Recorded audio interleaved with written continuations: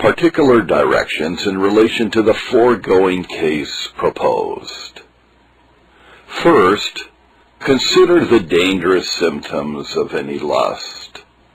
Number 1, inveterateness. Number 2, peace obtained under it. The several ways whereby that is done. Number 3, frequency of success in its seductions. Number 4, the soul's fighting against it with arguments only taken from the event. Number 5, it's being attended with judiciary hardness. Number 6, it's withstanding particular dealings from God, the state of persons in whom these things are found. The foregoing general rules being supposed, particular directions to the soul for its guidance under the sense of a disquieting lust or distemper, being the main thing I aim at, come next to be proposed. Now of these, some are previous and preparatory, and in some of them the work itself is contained. Of the first sort are these ensuing. First, consider what dangerous symptoms your lust has attending or accompanying it, whether it has any deadly mark on it or not. If it has, extraordinary remedies are to be used. An ordinary course of mortification will not do it. You will say, what are these dangerous marks and symptoms, the desperate tendencies of an indwelling lust that you intend? Some of them I shall name. Number 1, inveterateness. If it has long lain corrupting in your heart, if you have suffered it to abide in power and prevalency without attempting vigorously the killing of it, and the healing of the wounds you have received by it, for some long season, your distemper is dangerous. Have you permitted worldliness, ambition, greediness of study, to eat up other duties, the duties in which you ought to hold constant communion with God, for some long season? Or uncleanness to defile your heart with vain and foolish and wicked imaginations for many days? Your lust has a dangerous symptom. So was the case with David, Psalm 38, verse 5. My wounds stink and are corrupt because of my foolishness. When a lust has lain long in the heart, corrupting, festering, cankering, it brings the soul to a woeful condition. In such a case, an ordinary course of humiliation will not do the work, whatever it be. It will by this means insinuate itself more or less into all the faculties of the soul, and habituate the affections to its company and society. It grows familiar to the mind and conscience, that they do not startle at it as a strange thing, but are bold with it as that which they are wonted unto. Yet it will get such advantage by this means, as oftentimes to exert and put forth itself without having any notice taken of it at all, as it seems to have been with Joseph in his swearing by the life of Pharaoh. Unless some extraordinary course be taken, such a person has no ground in the world to expect that his latter end shall be peace. For first, how will he be able to distinguish between the long abode of an unmortified lust and the dominion of sin, which cannot befall a regenerate person? Secondly, how can he promise himself that it shall ever be otherwise with him, or that his lust will cease tumultuating and seducing, when he sees it fixed and abiding, and has done so for many days, and has gone through a variety of conditions within him? It may be it has tried mercies and afflictions, and those possibly so remarkable that the soul could not avoid the taking special notice of them. It may be it has weathered out many a storm and passed under much variety of gifts in the administration of the word, and it will prove an easy thing to dislodge an inmate pleading a title by prescription. Old neglected wounds are often mortal, always dangerous.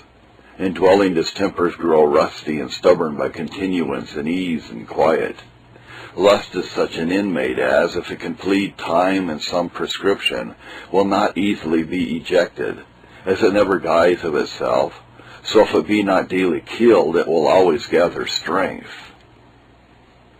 Number 2, secret pleas of the heart for the countenancing of itself, and keeping up its peace, notwithstanding the abiding of a lust, without a vigorous gospel attempt for its mortification, is another dangerous symptom of a deadly distemper in the heart. Now there are several ways in which this may be done. I shall name some of them. Is number 1. When upon perplexing thoughts about sin, instead of applying himself to the destruction of it, a man searches his heart to see what evidences he can find of a good condition, notwithstanding that sin and lust, so that it may go well with him. For a man to gather up his experiences of God, to call them to mind, to collect them, consider, try, improve them, is an excellent thing. A duty practiced by all the saints, commended in the Old Testament and the New. This is David's work when he communed with his own heart and called to remembrance the former loving kindness of the Lord. Psalm 77, verses 6 to 9. This is a duty that Paul sets us to practice. 2 Corinthians 13, verse 5. And as it in itself is excellent, so it has beauty added to it by a proper season, a time of trial or temptation or disquietness of the heart about sin, is a picture of silver to set off this golden apple, as Solomon speaks. But now to do it for this end, to satisfy conscience which cries and calls for another purpose, is a desperate device of a heart in love with sin. When a man's conscience shall deal with him, when God shall rebuke him for the sinful distemper of his heart, if he, instead of applying himself to get that sin pardoned in the blood of Christ and mortified by his Spirit, shall relieve himself by any such other evidences as he has or thinks himself to have, and so disentangle himself from under the yoke that God was putting on his neck, his condition is very dangerous, his wound hardly curable. Thus the Jews, under the gallings of their own consciences and the convincing preaching of our Savior, supported themselves with this, that they were Abraham's children, and on that account accepted with God, and so countenanced themselves in all abominable wickedness to their utter ruin. This is in some degree a blessing of a man's self, in saying that upon one account or another he shall have peace, although he adds drunkenness to thirst, love of sin, undervaluation of peace, and all of tastes of love from God are enwrapped in such a frame. So such a one plainly shows that if he can but keep up hope by escaping the wrath to come, he can be well content to be unfruitful in the world at any distance from God that is not final separation. What is to be expected from such a heart? Number 2, by applying grace and mercy to an unmortified sin, or one not sincerely endeavored to be mortified, is this deceit carried on. This is a sign of a heart greatly entangled with the love of sin. When a man has secret thoughts in his heart, not unlike those of Naaman about his worshipping in the house of Rimmon, 2 Kings 5:18. In all other things I will walk with God, but in this thing God be merciful unto me. His condition is sad. It is true indeed a resolution to this purpose, to indulge a man's self in any sin on the account of mercy, seems to be, and doubtless in any course is, altogether inconsistent with Christian sincerity, and is a badge of a hypocrite, and is a turning of the grace of God into wantonness, Jude 4. Yet I doubt not but, through the craft of Satan and their own remaining unbelief, the children of God may themselves sometimes be ensnared with this deceit of sin, or else Paul would never have so cautioned them against it as he does. Romans 6, verses 1 and 2. Yea, indeed, there is nothing more natural than for fleshly reasonings to grow high and strong upon this account. The flesh would fain be indulged unto upon the account of grace, and every word that is spoken of mercy, it stands ready to catch at and to pervert it to its own corrupt aims and purposes. To apply mercy, then, to a sin not vigorously mortified is to fulfill the end of the flesh upon the gospel. These and many other ways and wiles the deceitful heart will sometimes make use of, to countenance itself in its abominations. Now when a man with his sin is in this condition, that there is a secret liking of the sin prevalent in his heart, and though his will be not wholly set upon it, yet he has an imperfect velleity towards it, he would practice it, were it not for such and such considerations, and hereupon relieves himself other ways, and by the mortification and pardon of it in the blood of Christ, that man's wounds stink and are corrupt, and he will, without speedy deliverance, be at the door of death. Number 3, frequency of success in sin seduction, in obtaining the prevailing consent of the will unto it, is another dangerous symptom. This is that I mean, when the sin spoken of gets the consent of the will with some delight, though it be not actually outwardly perpetrated, yet it has success. A man may not be able upon outward considerations to go along with sin to that which James calls the finishing of it, James 1:14 and 15, as to the outward acts of sin, when yet the will of sinning may be actually obtained, then has it, I say, success. Now if any lust be able thus far to prevail in the soul of any man, as his condition may possibly be very bad and himself be unregenerate, so it cannot possibly be very good, but dangerous, and it is all one upon the manner whether this be done by the choice of the will or by inadvertency, for that inadvertency itself is in a manner chosen.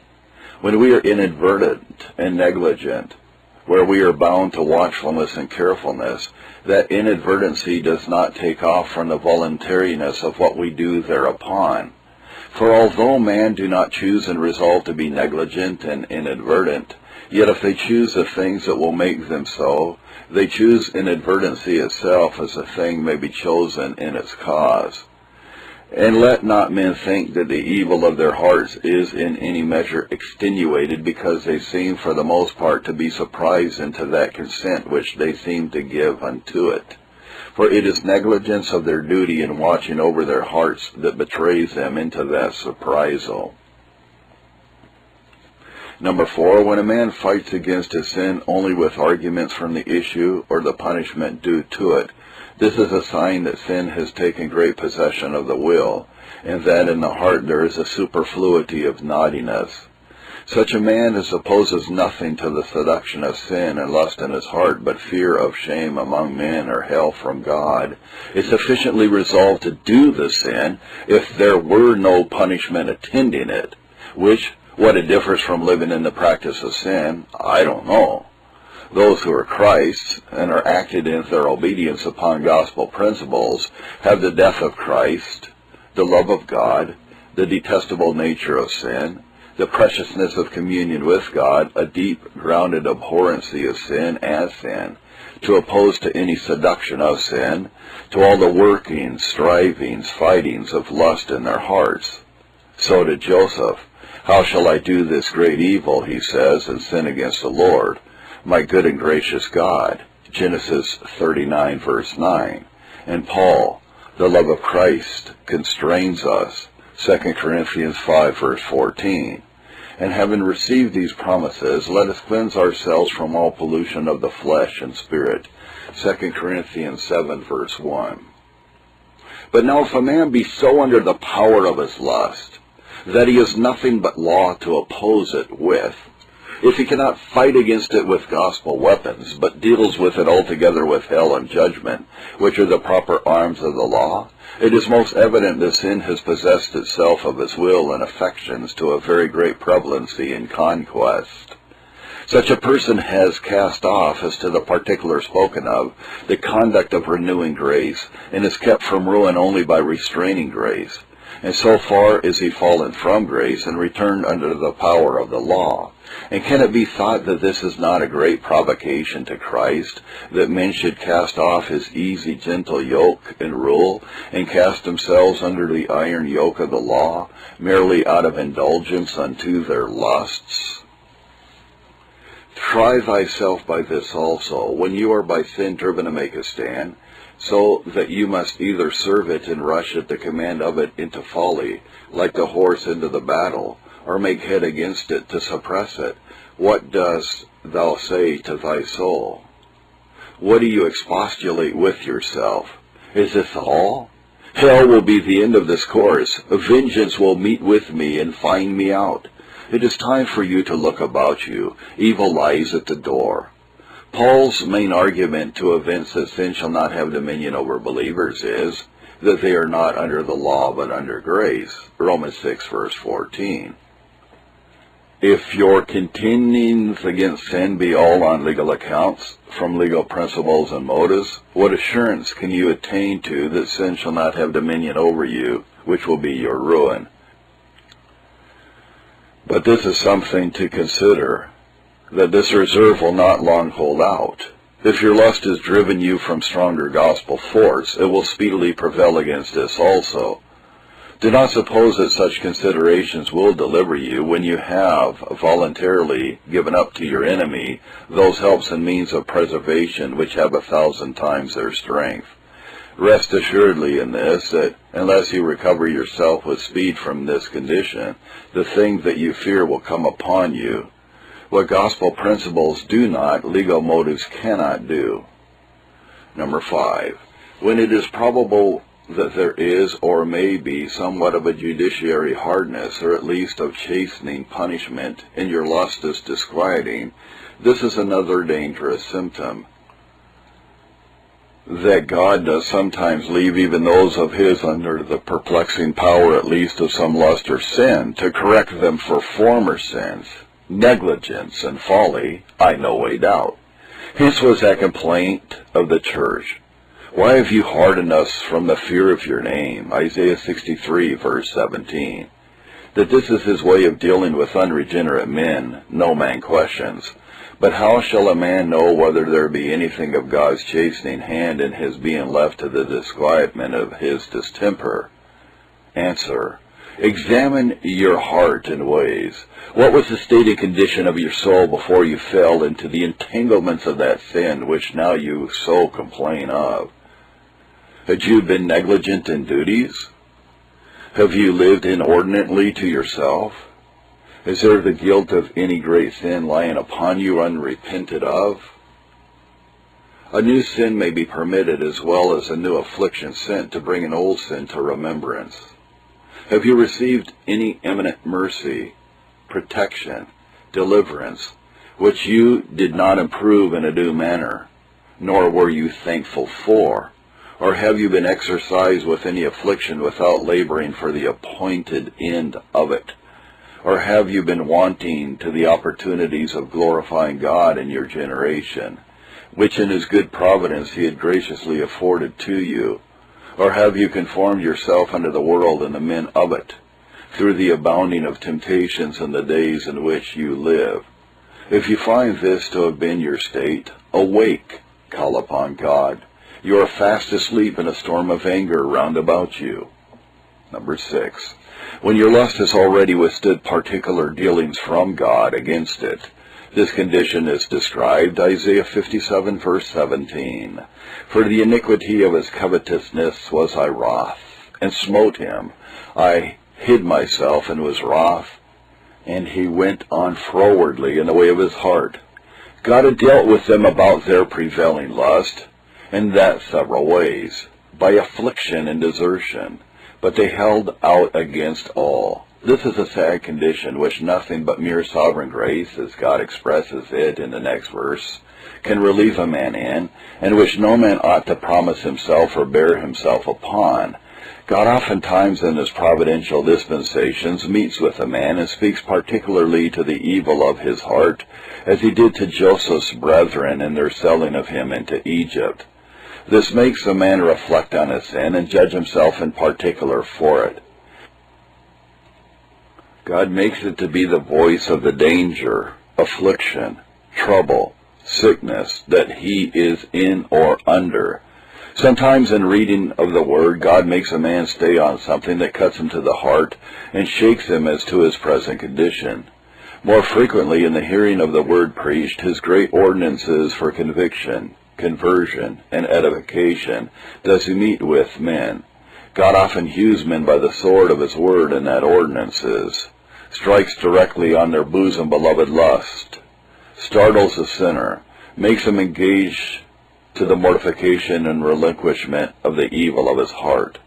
Now, if his lust has taken such hold on him as to enforce him to break these bands of the Lord, and to cast these cords from him, if it overcomes these convictions and gets again into its old posture, if it can cure the wounds its soul receives, that soul is in a sad condition.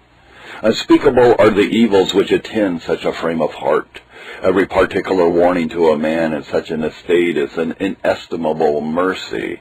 How then does he despise God in them who holds out against them? And what infinite patience is this in God, that he does not cast off such an one, and swear in his wrath that he shall never enter into his rest? These and many other evidences are there of a lust that is dangerous, if not mortal. As our Savior said of the evil spirit, this kind goes not out but by fasting and prayer. So I say of lusts of this kind, an ordinary course of mortification will not do it. Extraordinary ways must be fixed on. This is a particular first direction. Consider whether the lust or sin you are contending with has any of these dangerous symptoms attending of it. Before I proceed, I must give you one caution by the way, lest any be deceived by what has been spoken. Whereas I say the things and evils above mentioned may befall true believers, let not any that finds the same things in himself, thence or from thence, conclude that he is a true believer. These are the evils that believers may fall into and be ensnared with, not the things that constitute a believer. A man may as well conclude that he is a believer because he is an adulterer, because David that was so fell into adultery, as concluded from the signs foregoing, which are the evils of sin and Satan in the hearts of believers. The 7th chapter of the Romans contains a description of a regenerate man. He that shall consider what is spoken of his dark side, of his unregenerate part, of the indwelling power and violence of sin remaining in him, and because he finds a like in himself, conclude that he is a regenerate man, will be deceived in his reckoning. It is all one as if you should argue, a wise man may be sick and wounded, yea, do some things foolishly. Therefore everyone who is sick and wounded and does things foolishly is a wise man.